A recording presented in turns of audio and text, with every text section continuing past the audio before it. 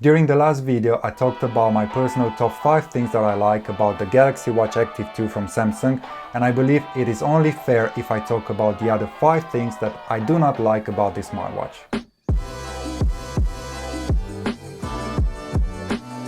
On top of my list is the lack of compatibility between the Samsung Health app and the Fitbit app, which makes it impossible to sync between these two apps or devices. I used the Fitbit band for a long time and really enjoyed it. I connected to a lot of people via the Fitbit app and completed loads of challenges, and I feel sad that I can't do it anymore with this smartwatch.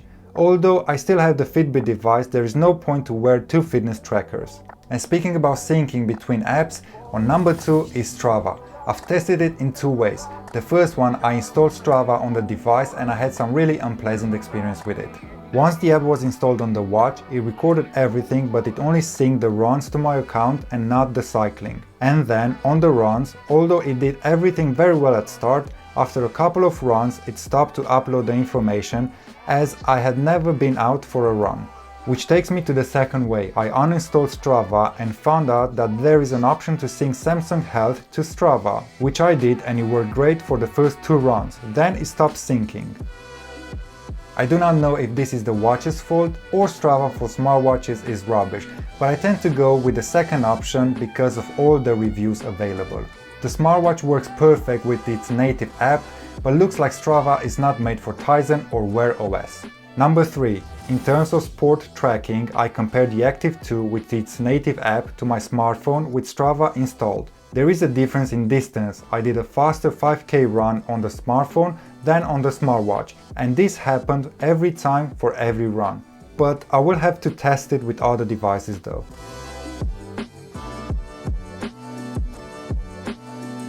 Number 4 on my list is the size. The Active 2 has a big and thick aluminium case.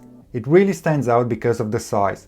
The screen diameter is fine, but the case is too thick. I found myself in situations where I hit something with the watch, but I learned to appreciate the distance between so-called obstacles. Another thing that I noticed and sits under this category is that the screen has thick bezels which can be seen even when the screen is off. I get it that Samsung fitted the physical rotating dial in the screen and made it digital, but this is quite a bezel. Number 5. It bruises easily. Although it is a big unit, the Active 2 scratches very easily. I had to get the screen protector with bumper cover and keep the smartwatch protected since day one. The screen stretches from one end to the other and it is prone to damage, which I do not want on a 219-pound watch. This bumper cover keeps the watch protected against bumps with other objects, and although the screen is not that beautiful with the screen protector on, I am happy that it is scratch-free.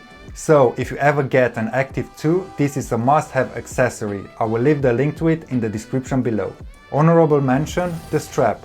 After a couple of weeks of wear, the strap will take the shape of the wrist when taken off. Similar to the leather straps, but it doesn't affect the way the watch charges. I know this is not a reason to complain, but it looks better on flat surfaces if the strap is straight.